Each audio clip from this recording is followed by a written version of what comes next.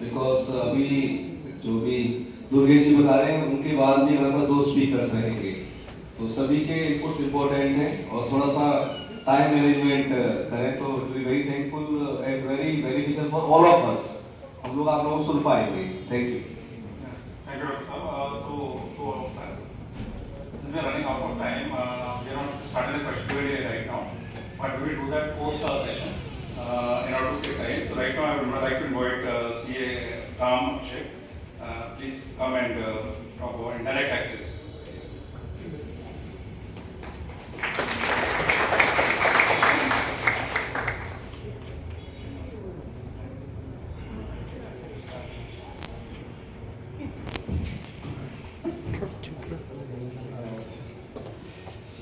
First of all आप सबको मेरा नमस्कार, गुड इवनिंग।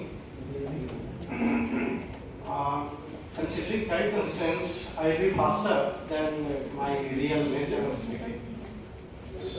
और स्टार्ट करते हैं directly coming to the point. आप सबको पता है सर कि जीएसटी में कितने एक्ट्स हैं? केवल जीएसटी लॉ है, जीएसटी एक्ट नहीं है। There are two in federal structure of India, central government है, स्टेट गवर्नमेंट है। इनमें काफी डिस्प्यूट्स होते हैं। इन डिस्प्यूट्स को कंसीडर करते हुए एक स्टैट्यूटरी बॉडी बनाई गई, जीएसटी काउंसिल। तो जीएसटी काउंसिल में जो भी डिसीजन होता है उसके बेस पे that is the final decision. सारे recommendations including whatever of nature, सारे रिकमेंडेशंस जीएसटी काउंसिल में डिस्कस होते हैं, वहां पे फाइनल डिसीजन दिया जाता है और वो इंप्लीमेंट होता है। सो Unlike previous regime, 1 जुलाई 2017 के पहले था excise, service tax, VAT, different states में उन सब की अपनी अथॉरिटी होती थी। There are taxes which were exclusively levied by central government and some taxes were exclusively levied by state governments. पहले ये था। अब जीएसटी में आने के बाद इनको मर्ज कर दिया कि now there will be a single tax on single transaction। समझ में आ रहा है? Single tax on single transaction. तो अब क्या हो गया कि जो बजट का इंपॉर्टेंस जो पहले था ना वो खत्म हो गया। आप इसको मानेंगे, आप किसी भी न्यूज़ चैनल में चले जाएं, यू विल बी सरप्राइज्ड कि वो कहते हैं सिंपल कि बजट में तो इनडायरेक्ट टैक्स कुछ होता ही नहीं है जी। आप कहीं भी जाएं, you will be surprised to know this. मैंने भी दिया, सभी कह रहे थे बजट में कुछ नहीं होता है, only direct tax is cover, direct tax ही सब कुछ है और कुछ भी नहीं है जब से जीएसटी आया था। हमने उन्हें बताया कि ऐसा नहीं है। जीएसटी काउंसिल जो है, जितनी जीएसटी काउंसिल की मीटिंग होती है ना, वो अपने आप में बजट है। मानते हैं आप सब लोग इस चीज को? हर डिसीजन जो जीएसटी काउंसिल में लिया गया, आप कोई भी जीएसटी काउंसिल की मीटिंग उठा के देखेंगे, लास्ट काउंसिल की जो मीटिंग हुई थी वो 48th काउंसिल की मीटिंग थी। यू विल बी सरप्राइज्ड कि वो 48th काउंसिल की मीटिंग में बजट से भी ज्यादा चेंजेस प्रपोज थे कि नहीं? सर सबसे ज्यादा जीएसटी करेक्ट। वो सारे चेंजेस तो साथ में एक बजट नहीं होता इनडायरेक्ट टैक्स के लिए, there are more than one budget. और ये फैक्ट है, ये हमें स्वीकार करना पड़ेगा फॉर फ्यूचर पर्पस आल्सो। आप उसका भी ट्रैक रखना पड़ता है, जितने प्रपोजल्स आए क्या वो ट्रांसलेट हुए सर्कुलर नोटिफिकेशन में? आई कम टू दैट पॉइंट। अभी आपके क्वेश्चन का आंसर देंगे, प्रीमैच्योर क्वेश्चन है आपका। अब क्या हो रहा है, वो बजट में वो जो जीएसटी काउंसिल में डिस्कशन हो रहा है, जीएसटी काउंसिल में जो डिसीजन आया वो इंप्लीमेंट करना है। सो नाउ जीएसटी में दो गवर्नमेंट्स इन्वॉल्व हैं, central government and state government, है ना? तो जो बजट में काउंसिल में डिसीजन आया उसको अभी अमेंड करना है, लॉ को अमेंड करना है, इंप्लीमेंट करना है। इंप्लीमेंट कैसे होगा? तो सेंट्रल गवर्नमेंट जो पार्ट सेंट्रल गवर्नमेंट को इंप्लीमेंट करना है वो ये बजट में उन्होंने अमेंडमेंट प्रपोज किया है और वो क्लॉज 128 से लेके क्लॉज 148 ऑफ फाइनेंस बिल 2023 आप पढ़ेंगे तो आपको जीएसटी एक्ट का उसमें रेफरेंस मिलेगा जो भी अमेंडमेंट प्रपोज्ड है। और आप सबको क्लियर है? कोई वॉइस में कोई प्रॉब्लम नहीं है? यस।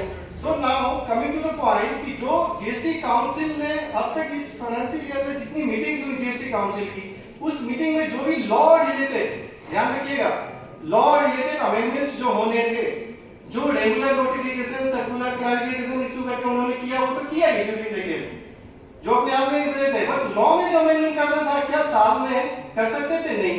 तो वो अमेंडमेंट कहां किया? फाइनेंस बिल 2023 में, और ये हर साल करते आ रहे थे। So this is the procedure, और उस प्रोसीजर को कंसीडर करते हुए इस बार जो बजट फाइनेंस बिल 2023 में जो budget amendment in CGST act जो सेंट्रल गवर्नमेंट का एक्ट है वो central goods and service tax act plus integrated goods and service tax act plus union territory goods and service tax act. ये तीन law है जिसमें उनको अमेंडमेंट करना होता है सेंट्रल गवर्नमेंट को। तीनों में जो अमेंडमेंट है उन्होंने प्रपोज किया है for currently IGST act and CGST act. CGST act is the leader, ये ड्राइविंग एक्ट है। जो अमेंडमेंट सीजीएसटी में होगा वो सारे अमेंडमेंट ऑल इंडिया में जितने स्टेट गवर्नमेंट्स हैं, जो स्टेट गवर्नमेंट्स विद जहाँ पे लेजिस्लेटिव असेंबली है और जो यूनियन टेरिटरी जहाँ पे लेजिस्लेटिव असेंबली है, तो यूनियन टेरिटरी में लेजिस्लेटिव असेंबली है वो भी पास करेगी। उनका भी बजट आता है हर साल, पहले जो बैक में आता था सेम बजट अभी भी आएगा और उसमें वो रेलेवेंट अमेंडमेंट करेंगे, वही अमेंडमेंट करेंगे जो सीजीएसटी एक्ट में अभी हम डिस्कस करने वाले हैं, जो उन्होंने प्रपोज किया है। Hope it is clear. तो सेम चीज हम डिस्कस करेंगे। अब जो लॉ रिलेटेड अमेंडमेंट है वो बहुत ही कम है, जैसे मैंने बताया क्लॉज 128 से क्लॉज 144 तक ही है, इससे ज्यादा नहीं है।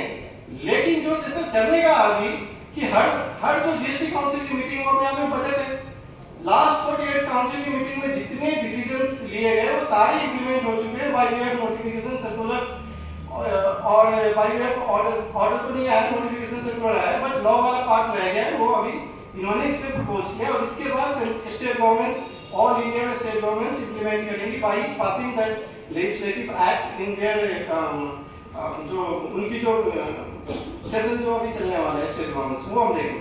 कमिंग टू द पॉइंट, अब इसमें जो लॉ जो चेंजेस हैं लॉ रिलेटेड है, ध्यान रखना। इसमें लॉ रिलेटेड में दो तीन चेंजेस होते हैं। फर्स्ट चेंजेस होता है कि लॉ को, सिंस ये इवॉल्विंग लॉ नया लॉ है, तो इसमें काफी सारी क्लैरिटी लानी थी, काफी सारे अमेंडमेंट किए गए।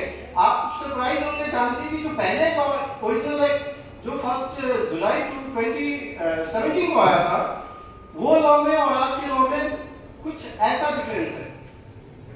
आप ये समझ लीजिए, ऐसा डिफरेंस का मतलब हो गया कि बहुत ही ह्यूज डिफरेंस है।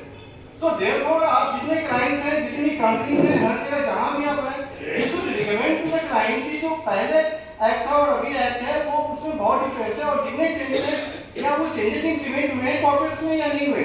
मेरे हिसाब से नहीं हुए। मोर देन आप देयरफॉर आप क्लाइंट को रिक्वेस्ट कर सकते हैं कि जीएसटी का रिव्यू करा लें। क्या करा लें? जीएसटी का रिव्यू या ड्यू डिलिजेंस करवा लें, बिकॉज़ जितने चेंजेस हैं वो इनकॉर्पोरेट नहीं हुए और जीएसटी ऑडिट के नोटिस सब जगह आ रहे हैं, एंटी इवेजन इन्वेस्टिगेशन डिपार्टमेंट हर जगह आ रहा है। सो उसमें पकड़े जाए उससे बेहतर है पहले रिव्यू करके अपना रिकॉर्ड्स चेक करा लें। कमिंग टू दिस पॉइंट की जो अमेंडमेंट आया, जैसे मैंने बताया कि इस अमेंडमेंट में ज्यादा कुछ नहीं आया।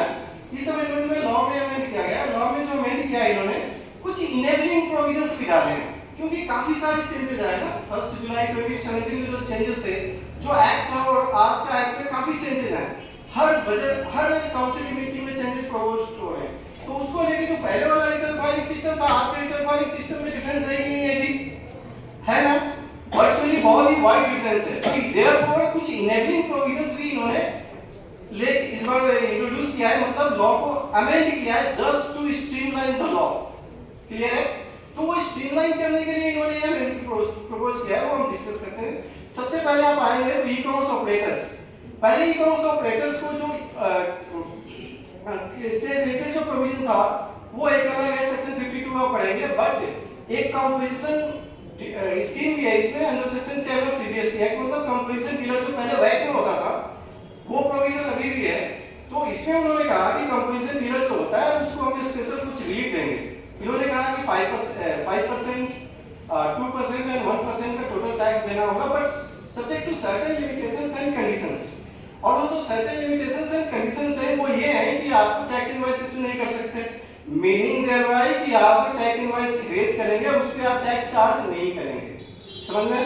दूसरा, आपको इनपुट टैक्स क्रेडिट नहीं मिलेगा, ये प्रोविजंस थे। अब क्या है कि वो जो ये कंपोजिशन स्कीम है कुछ चला भी कुछ नहीं भी चला, दोनों थे। अब इसको प्रमोट करने के लिए इन्होंने कह दिया कि पहले रिस्ट्रिक्शंस था कि जो e-commerce operators I mean Amazon, Flipkart वगैरह जो है इस पे जो भी सप्लाई करता है उसको कंपोजिशन स्कीम अडॉप्ट नहीं कर सकता। जो ई-कॉमर्स ऑपरेटर के थ्रू सप्लाई करता है वो कंपोजिशन स्कीम अडॉप्ट नहीं कर सकता, यानी उसको लोअर रेट ऑफ टैक्स का बेनिफिट नहीं मिलेगा। सो इसको प्रमोट करने के लिए इन्होंने क्या किया, जो अब देखिए ई-कॉमर्स ऑपरेटर में, चलिए उससे पहले आते हैं कि जीएसटी में दो सबसे मेजर डिफरेंस है। जीएसटी किस पे लगता है? एक तो गुड्स पे लगता है और एक सर्विस पे लगता है। ध्यान रखिएगा, दोनों को आप मर्ज मत करिएगा कभी भी। एक गुड्स पे लगता है, एक सर्विस पे लगता है। गुड्स क्या है, सारे मूवेबल जो गुड्स है, मूवेबल जो आर्टिकल है वो सारे गुड्स हैं। इवन वेसल भी गुड्स है, एयरक्राफ्ट भी गुड्स है, करेक्ट। अब गुड्स में मनी एंड सिक्योरिटीज एक्सक्लूडेड है। तो ये सारे जो गुड्स है, गुड्स का डेफिनेशन प्लस सर्विस, इस पे लगता है जीएसटी। ई कॉमर्स ऑपरेटर में पहले जो अंडर सेक्शन 10 जो रिस्ट्रिक्शन था कि supplier of goods and supplier of service दोनों के लिए रिस्ट्रिक्टेड था कि यदि वो ई कॉमर्स ऑपरेटर के थ्रू सप्लाई करते हैं तो उन दोनों को बेनिफिट नहीं मिलेगा अंडर कंपोजिशन स्कीम का। क्लियर? अब इसमें इन्होंने क्या किया कि जो सप्लायर ऑफ गुड्स हैं उनको वहां से डिलीट कर दिया रिस्ट्रिक्शन से। जब रिस्ट्रिक्शन से डिलीट किया it means now they are allowed to take benefit of composition scheme under section 10. So up to supplier of goods है, although he is registered on e-commerce operator, he can apply for composition scheme registration. Clear? और yes, अभी भी interstate under section 24 restricted है। आते हैं उसमें भी मैंने किया है e-commerce operators में भी, even penal provisions भी दिए propose किया है उसमें। तो ये benefit उनको दे रहे हैं। अब आगे आते हैं, जैसे मैंने बताया कि अब जो रिटर्न फाइलिंग सिस्टम है, जो कुछ दिन पहले जो रिटर्न फाइलिंग सिस्टम था, दोनों में बहुत चेंजेस हैं, ह्यूज डिफरेंसेस। पहले जीएसटीआर 1 था, 2 था, 3 था। अब उसके 2 महीने बाद ही जीएसटीआर 1 तो रखा ही, उन्होंने 2 को हटा, 2 को सस्पेंड कर दिया और उसके बाद 2 में लेके आ गए, 2A का प्रोविजन दे दिया, फिर 3 को भी सस्पेंड कर दिया, 3B लेके आ गए। करेक्ट? तो सिस्टम जो प्रपोज किया था ओरिजिनली वो तो रहा ही नहीं, कुछ अलग हो गया। तो जब कुछ अलग हुआ तो उसमें तो चेंजेस करने ही पड़ेंगे। जो लॉ बनाया था वो ओरिजिनल रिटर्न फाइलिंग सिस्टम के बेस पर बनाया था, तो इसमें कुछ हार्ड एंड फास्ट रूल नहीं है आपको रिमेंबर करने के लिए, याद करने के लिए। जो पहले इन्होंने प्रोसेस था जीएसटीआर 1 2 3, ये प्रोसेस अब रहा नहीं, लेकिन प्रोविजंस थे तो उसको इनेबल करने के लिए क्लॉज 129 में अमेंडमेंट कर दिया इन्होंने। वो एक प्रोविजन था उसको इन्होंने अमेंड कर दिया, इसमें कुछ खास नहीं। थर्ड जो इंपॉर्टेंट अमेंडमेंट ये क्लॉज 130 में लेके आए, आपसे शेड्यूल 3 पढ़ा होगा। चलिए शेड्यूल 3 के पहले एक ब्रीफ देता हूं। सेक्शन 7 जो है सप्लाई को डिफाइन करता है, राइट? सेक्शन 7 सप्लाई को डिफाइन करता है और what is chargeable. Charging section क्या है? सेक्शन 9। सेक्शन 9 चार्जिंग सेक्शन है, वो वैल्यू टैक्स रजिस्टर की बात करता है। सेक्शन 7 सप्लाई डिफाइन करता है। सेक्शन 7 के पार्ट्स कौन-कौन है? शेड्यूल 1 2 एंड 3 है कि नहीं?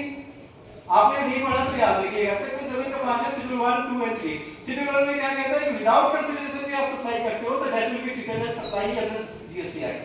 क्लियर?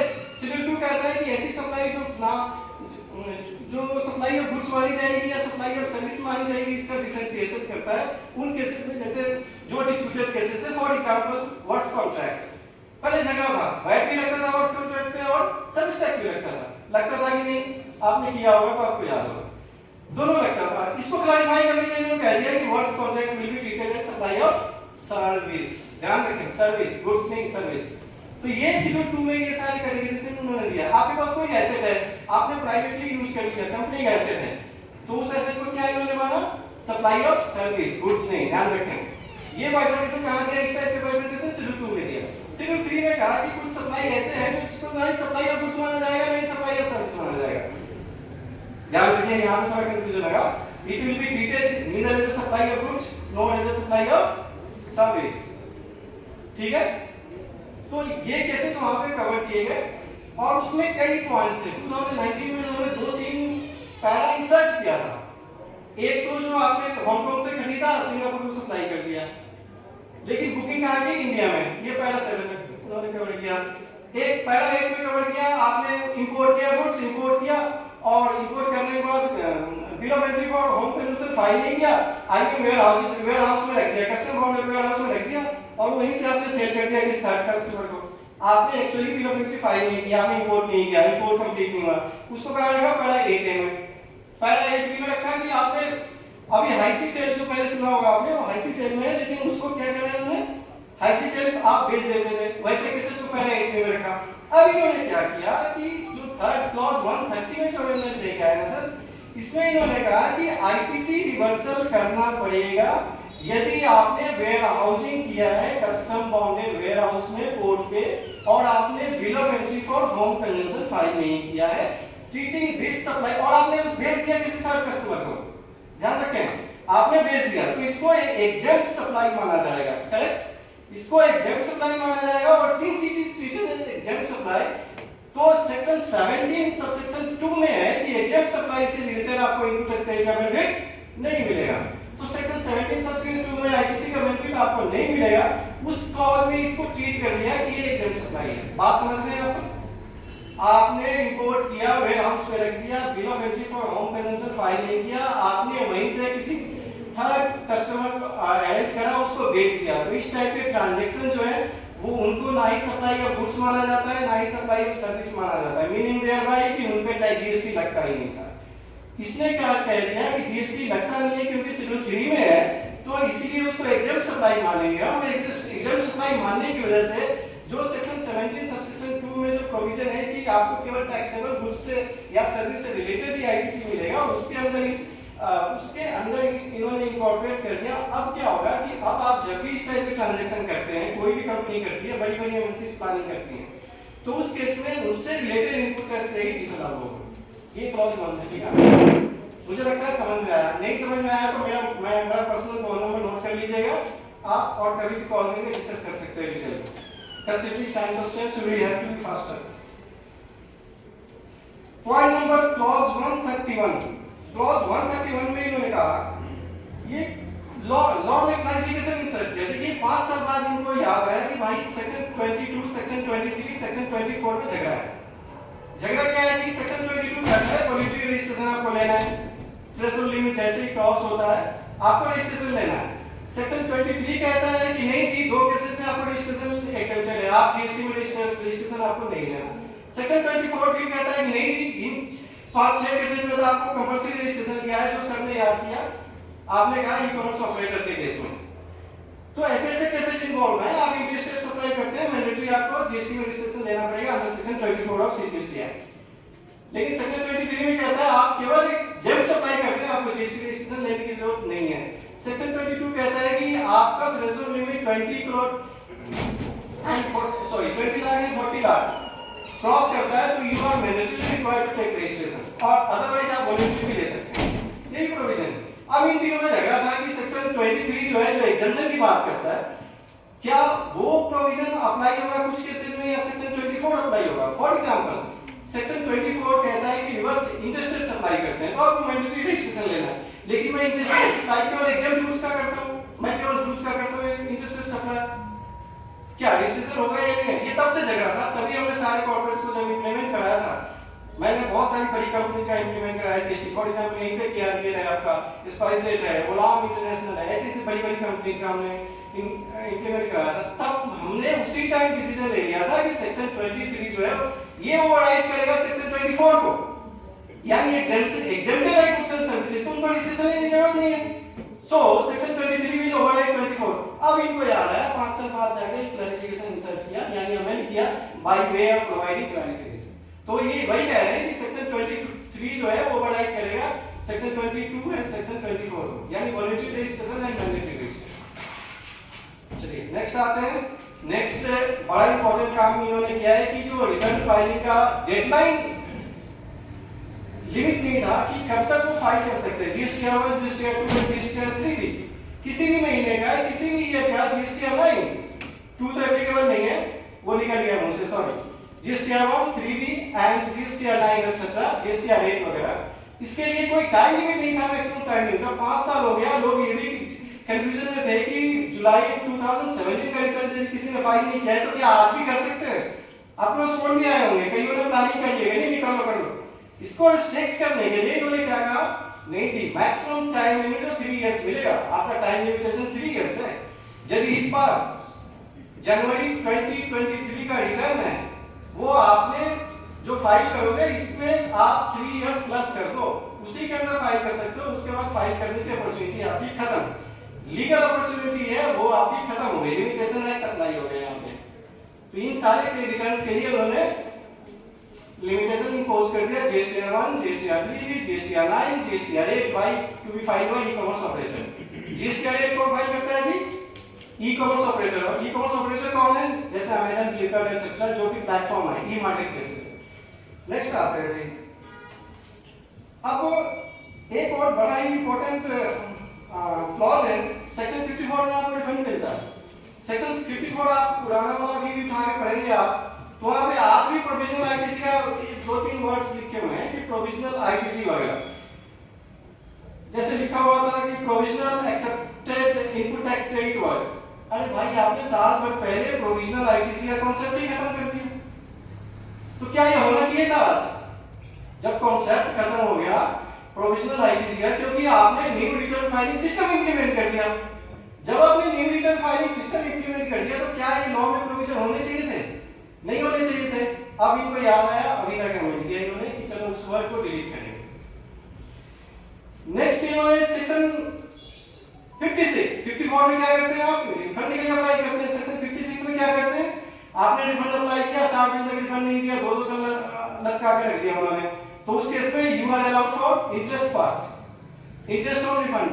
वो इंटरेस्ट ऑन रिफंड नॉर्मली 6% है, वो आप देखेंगे नोटिफिकेशन में पता चलेगा। सुप्रीम कोर्ट के केस भी हुआ था अभी, वो केस लॉ मुझे याद नहीं आ रहा एग्जैक्टली, वो 2 महीना पहले ही वो केस लॉ आया सुप्रीम कोर्ट का डिसीजन, उसके बेस पे इनको याद आया कि नहीं सुप्रीम कोर्ट का जब डंडा चला तब इन्होंने सोचा नहीं मैनर ऑफ कंप्यूटेशन तो हम प्रिस्क्राइब करना ही भूल गए सेक्शन 56 में। बिना मैनर के आप कैसे कह दोगे कि ऐसे कंप्यूट होगा, डिले टाइम डिले कह सकते हो क्या? नहीं कह सकते। अब इनको याद आया जब डंडा पड़ा सुप्रीम कोर्ट का, तो इन्होंने अमेंड किया, इनेबलिंग प्रोविजन इंसर्ट किया है कि क्या इंसर्ट किया कि आपको कंप्यूटेशन का मैनर जो है ना प्रिस्क्राइब करेंगे, उसी मैनर से आपको इंटरेस्ट मिलेगा, ये इन्होंने बताया। नेक्स्ट जैसे ई कॉमर्स ऑपरेटर के लिए आपने से कहा, ई कॉमर्स ऑपरेटर में काफी रिस्ट्रिक्शंस हैं, वो अनरजिस्टर्ड पर्सन को ऑन बोर्ड नहीं कर सकते, मतलब उनको सेल करने के लिए फैसिलिटेट नहीं कर सकते, इंटरस्टेट सप्लाई नहीं करवा सकते बिना जीएसटी रजिस्ट्रेशन के। इनके लिए उन्होंने क्या किया, ये जो अब ये क्या होता है क्या था कि जो छोटे-छोटे ई कॉमर्स प्लेटफॉर्म्स हैं, ये बड़े-बड़े भी हैं, ये चोरी चीजें ना करते थे, इनका thousands line item, crore line item होता है, कोई चेक कर पाता नहीं था। इनको जो जीएसटी रेट फाइल करना होता है मंथली, उसमें आधे डाटा तो गलत ही होते हैं। जो मेरा एक्सपीरियंस है, मैंने एक बुक भी लिखी है ई कॉमर्स ऑपरेटर्स के ऊपर, जो इंडिया की पहली बुक है, e commerce operators law practice and procedure के नाम से भारत पब्लिकेशन का पहली बुक है, मैंने रिसर्च करके 1 साल पहले ही लिख दिया था। और वो बुक अब इनको समझ में आ रहा है कि वहाँ डेटा का प्रॉब्लम है, और आज जाकर के ये कह रहे हैं कि नहीं जी आप गलती करोगे तो आपको पेनल्टी तो एप्लीकेबल होगा।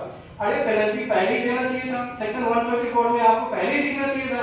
एक नया मार्केट प्लेस है, future is e commerce, future is online business, और आपने उसके लिए कुछ इनेबलिंग प्रोविजंस नहीं बनाए। आज इनको याद आया कि उन्होंने पेनल्टी प्रोविजंस इंसर्ट किया इसमें।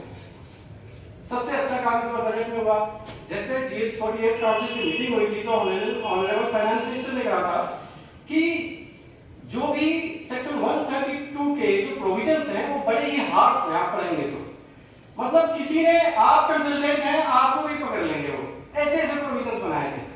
गलती से जो लॉ मेकर्स हैं जिन्होंने लॉ ड्राफ्ट किया था, 2-3 प्रोविजंस ने ऐसे डाल दिए थे जो कि नॉन सीरियस नेचर के हैं, या उसके केस पे क्रिमिनल प्रोसीडिंग्स तो होनी ही नहीं चाहिए थी। फॉर एग्जांपल उनको ड्यूटी करने से रोकना, ये तो सब्जेक्टिव है ना जी। आपने कुछ बोल दिया, उसको ईगो प्रॉब्लम है, उसको लग गया कि नहीं you are stopping me from performing my duty, क्या करेंगे आप? अननेसेसरी लिटिगेशन होगा, ये प्रोविजन था। वो तो कभी भी आपको कह सकता है यू हैव डिस्ट्रॉयड एविडेंस, कह सकता है कि नहीं। जो इंडिविजुअल वाले कर रहे हैं, डीजीजीआई वाले कर रहे हैं, वो कहीं भी जाते हैं, डर के मारे कोई बोल नहीं पाता, क्योंकि वो सीधे कहते हैं कि आप क्या 132 लगा देंगे, ठीक है, तो वो कर सकते हैं। फिर तीसरा था कि भाई आपने जो मैंने इंफॉर्मेशन मांगी आपने नहीं दिया, इस पे क्रिमिनल प्रोसीडिंग्स लॉन्च कर देंगे। बताइए ये सही है क्या? सीआरपीसी में कहीं प्रोविजन है इससे रिलेटेड? नहीं है। सीपीसी में आप पढ़ेंगे, CPC code of civil procedure, वहां पे है इस टाइप के केसेस हैंडल होते हैं, वो समझ में आता है। आप criminal proceeding under section 132 of CGST act कैसे लॉन्च कर सकते हैं? जस्ट बाय सेइंग कि नहीं आपने मुझे ड्यूटी करने से रोका। था सब्जेक्टिव क्वेश्चन और बहुत ही प्रॉब्लमेटिक था, हमने पहले भी ऑब्जेक्शन रेज किया था, आज जाके उनको समझ में आया, रिप्रेजेंटेशन एक्सेप्ट किया, और अभी जाकर के इन्होंने इन तीनों जो प्रोविजंस हैं इनको डिलीट किया वहां से। दूसरा इन्होंने क्या किया, इन्होंने पहले जो लोअर क्रिमिनल प्रोसीडिंग्स के लिए, मैं क्रिमिनल वर्ड यूज कर रहा हूं क्योंकि सेक्शन 132 है, जेल टर्म की बात करता है, और वो क्रिमिनल प्रोसीडिंग्स की बात करता है, लॉन्चिंग ऑफ क्रिमिनल प्रोसिक्यूशन, तो इसलिए मैं क्रिमिनल वर्ड यूज कर रहा हूं। अब उसमें ये कहा कि आपने 1 करोड़ का 1 करोड़ का आपने डिवाइजन किया, चाहे एक्सेस आईटीसी लिया या टैक्स कम पे किया या आपने रिफंड ले लिया 1 करोड़ का, तो भी सेक्शन 132 लॉन्च हो सकता था पहले। ध्यान रखें इस बात को। अब इसको अभी समझ में आया सरकार को, इसको इस लिमिट को बढ़ा के कितना करोड़ कर दिया, 2 करोड़ कर दिया, ठीक है जी, 2 करोड़ कर दिया। लेकिन एक और ध्यान रखें, ये 2 करोड़ जो लिमिट है ना, वो फेक इनवॉइसिंग के केस में नहीं है। फेक इनवॉइसिंग आप सब जानते होंगे और कुछ बताने की जरूरत नहीं है। Simple goods and service supply किया है नहीं, एक्चुअली सप्लाई हुआ नहीं, आपने केवल बिल बना के भेज दिया, जिसकी वजह से more than 400 CH and professionals Tihar में भरे पड़े हैं। हाँ जी, आप गूगल कर लीजिएगा, आई थिंक सो, मुझे जो इन्फॉर्मेशन मिली है अंदर से वो वही थी। सुन लीजिए, मुझमें से ज्यादा बताया, ठीक है। तिहाड़ में है ना, हाँ there are so many jails probably. देखिए हम तो It's very serious. हाँ करेक्ट। तो ये सारे केसेस थे, इस तरीके से सर्कुलर ट्रेडिंग हो रही थी, इस तरीके से कर रहे थे ये लोग, तो इसको रिस्ट्रिक्ट करना जरूरी है। तो इनके केस में अभी भी 1 करोड़ का लिमिट है जी, ये आप मान के चलिए, ठीक है। और होना भी चाहिए, जो गलत करेगा वो तो फंसेगा। मैं भी प्रोफेशनल हूँ, लेकिन मैं साफ कहता हूँ, जो गलत करेगा वो फंसेगा। हमें सही करना है, हमेशा हमें अपने इंटीग्रिटी पे फोकस करना चाहिए, जो गलत करेगा वो फंसेगा। देयरफॉर ये जो पनिशमेंट है ये होना ही चाहिए था, इसके लिए लिमिट बढ़ना भी नहीं चाहिए था, और लॉजिकली बाय नेचुरल जस्टिस इन्होंने वही किया। आते हैं सर, नेक्स्ट इन्होंने कहा कि जो फेक इनवॉइसिंग का केस है, सरकार का बड़ा फोकस है फेक इनवॉइसिंग पे। इन्होंने ये भी कहा, वो मुझे लगता है थोड़ा सा टाइम और चाहिए, बस 2 मिनट, 2 से 3 मिनट। फेक इनवॉइसिंग के केस में इन्होंने कहा कि कंपाउंडिंग ऑफ ऑफेंसेस का एक प्रोविजन होता है कि कोई भी ऑफेंस होता है उसको कंपाउंडिंग किया जा सकता है बाय पेइंग मॉनेटरी पेनल्टी वगैरह। इन्होंने कहा नहीं कि उसके केस में हम नहीं देंगे, तो फेक इनवॉइसिंग के केस में कंपाउंडिंग का बेनिफिट आपको नहीं मिलेगा। इसके अलावा जो कुछ इन्होंने इनेबलिंग प्रोविजंस किए कि जीएसटी का डेटा आप रिटर्न फाइल करते हैं, आप रजिस्ट्रेशन देते हैं, आप बाकी कैसे रिटर्न फाइल किया, रजिस्ट्रेशन अप्लाई किया, आपने कुछ और ई-वे बिल जनरेट करा, आपने ई-इनवॉइस जनरेट करा, ये सारे डेटा जो है अदर नोटिफाइड एजेंसी से ये शेयर कर सकते हैं। ये इनेबलिंग प्रोविजन इन्होंने यहाँ पे दिया है, एक्सप्रेस प्रोविजन है, ताकि उनको अथॉरिटी ने गवर्नमेंट को किसी भी एजेंसी से शेयर कर सके। ये इन्होंने किया और ये अब वो करने वाले हैं, पहले भी करते थे। जहाँ जीएसटी का रेट हुआ, इनकम टैक्स वाले पहुंच जाते थे, नेक्स्ट इनकम टैक्स का रेट हुआ, जीएसटी वाले पहुंच जाते थे। कैसे सब होगा, डाटा शेयरिंग की वजह से सब होगा, लेकिन अब एक्सप्रेस अथॉरिटी मिल जाएगी। करेक्ट, बिल्कुल सही कहा। नेक्स्ट इन्होंने कहा कि शेड्यूल 3 के कुछ प्रोविजंस जो मैंने आपको बताया, para 7, para 8A and para 8B, यानी बाहर खरीदा बाहर बेच दिया, इंपोर्ट कंप्लीट होने से पहले आपने भेज दिया, आईसीसीएल में ही भेज दिया। इन प्रोविजंस को कहा इन्होंने कि ये अब जो है रिट्रोस्पेक्टिव अप्लाई होंगे 1 जुलाई 2017 से, ठीक है जी, 1 जुलाई 2017 से अप्लाई होंगे। लेकिन क्योंकि ये तीनों पैरा जो इंसर्ट हुए थे 2019 में, मुझे याद है जैन में इंसर्ट हुए थे, तब से ये लाया गया, तो उसके बाद तो ठीक है, इसको ना ही सप्लाई माना जाए, सप्लाई नहीं माना गया। शेड्यूल 3 में आने का मतलब टैक्स नहीं लगेगा इस पे जी, तो टैक्स नहीं लगता था। लेकिन उसके पहले तो टैक्स लगता था, लोगों ने उसके पहले तो टैक्स दिया। अब इन्होंने कहा कि चलो कोई बात नहीं, ये 1 जुलाई 2017 से ही एप्लीकेबल माना जाएगा, लेकिन जिस किसी ने भी टैक्स दिया होगा पहले तो उनको रिफंड नहीं मिलेगा, हम रिफंड नहीं देंगे। क्या ये सही है? मेरे हिसाब से नहीं है, लेकिन जस्ट टू अवॉइड लिटिगेशन मुझे लगता है इन्होंने ऐसा किया है। ये तो बैकडेट से आप इसको इंप्लीमेंट कर रहे हो, लेकिन आप रिफंड नहीं दोगे बैकडेट, ये बिल्कुल भी जस्टिफाइड नहीं है। और तीसरा, आप जो OIDF जो है ऑनलाइन जो डेटा डाउनलोड करते हो, ऑनलाइन जो मूवी डाउनलोड करते हो, जो भी आप करते हैं, फॉरेन में आपका सप्लायर है, आप यहाँ पे ऑनलाइन OIDAR जो होता है ना, online data information and access and retrieval services, वो आप करते हैं। तो पहले B2B पे ही टैक्स लगता था, B2C पे नहीं लगता था, क्योंकि डेफिनेशन में नहीं था, B2C एक्सक्लूड कर दिया था। अब इन्होंने B2C पे भी टैक्स लगाना है, तो हम आप जो भी अब तक बच रहे थे ना, इन सर्विसेज की कॉस्ट बढ़ने वाली है, चाहे हम मूवी डाउनलोड करें या कोई भी डेटा डाउनलोड करें, उनकी कॉस्ट बढ़ने वाली है, क्योंकि इसमें भी जीएसटी लगेगा। ये एक अमेंडमेंट किया। तीसरा जो अमेंडमेंट किया, जिसकी वजह से क्या होता है, जीएसटी काउंसिल 48 काउंसिल की मीटिंग में एक सर्कुलर नंबर 184 आया था, सर्कुलर नंबर 184 आया था, जिसमें क्लैरिफाई किया था कि section 12 of IGST act subsection A में एक प्रोविजन था कि यदि जैसे कुरियर सर्विस सप्लायर है और ट्रांसपोर्टेशन ऑफ गुड्स वाली जो सर्विस है, इस केस में जो प्लेस ऑफ सप्लाई था कि यदि डेस्टिनेशन आउटसाइड इंडिया है तो place of supply was outside India. काफी डिस्प्यूट भी हुआ था इसके केस में। तो outside India place of supply था, तो क्या हो गया था, कि लोग ये सोच रहे थे कि इस पे IGST का बेनिफिट मिलेगा या नहीं मिलेगा। Since place of supply is outside India, तो हुआ ये क्या हो, इसके केस में हमेशा IGST लगता था, करेक्ट, क्योंकि आप इंडिया में हो और place of supply is outside India, IGST लगता था। अब ये डाउट था कि since place of supply is outside India, इस पे IGST का ITC मिलेगा या नहीं मिलेगा, बहुत डाउट था। मेरे 2-3 क्लाइंट ने भी नहीं लिया था, बाद में मैंने रिकमेंड किया तो लेना शुरू किया। वो डाउट को क्लियर किया इन काउंसिल में कि नहीं जी आपको ITC का बेनिफिट तो मिलेगा, ठीक है, यानी कुरियर सर्विसेज वगैरह जो भी है उस पे ITC का बेनिफिट आपको मिलेगा किसी भी कंपनी में। लेकिन अब क्या किया इस बजट में, उन्होंने उस प्रोविजन को ही डिलीट कर दिया, ठीक है जी। तो अब क्या हुआ कि सर्कुलर 184 जो है वो रिलेवेंट तब तक है जब तक ये अमेंडमेंट आता नहीं है। इसके बाद क्या हुआ कि प्लेस ऑफ सप्लाई आपका क्या हो जाएगा, यदि रजिस्टर्ड पर्सन है, जैसे आपका कुरियर वाला भी नोएडा में है और आपका क्लाइंट और आप भी नोएडा में हो, जो आप सप्लाई और कुरियर वाला के सर्विस ले रहे हो, तो यहाँ पे CGST प्लस SGST लग जाएगा। लेकिन यदि कुरियर वाला नोएडा में हो और आप दिल्ली में बेस्ड हो, तो क्या लग जाएगा जी, IGST लग जाएगा। लेकिन इसका ITC तो मिलेगा, पहले सर्कुलर में क्लैरिफाइड हुआ, ये भी क्लैरिफाइड है। दूसरी तो ये अब कंप्लीट हो गया, इतने ही अमेंडमेंट प्रपोज थे, इससे ज्यादा नहीं थे। मेरे को लगता है उस दिन टाइम मैंने फिनिश करने का प्रयास किया। दूसरा क्या है, आपका एक क्वेश्चन था, सॉरी ये आंसर करूंगा ये क्वेश्चन का।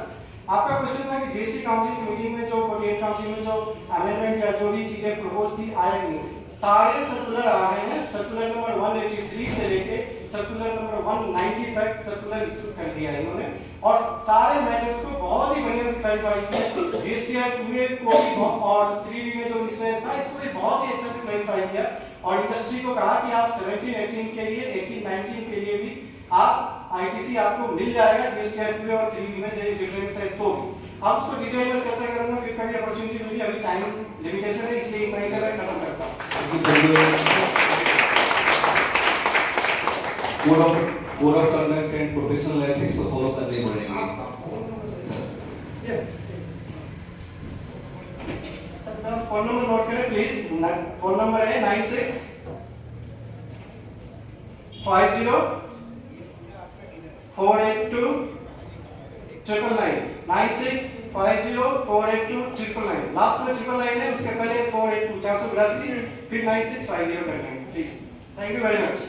सर फर्स्ट वीक का भी फोन नंबर बता दो। हाँ जी सर, वो सारे आपको मिल जाएंगे, हम लोग मेल कर देंगे सर अकॉर्डिंगली भी, बिकॉज़ अभी प्रोसेस हो रहे हैं अभी। Kindly we provide everything sir. Thank you very much, sir. Now I would request Mr. Praveen Singhal, who is our next guest speaker, and he will talk about the impact of budget on the companies and the corporate sector.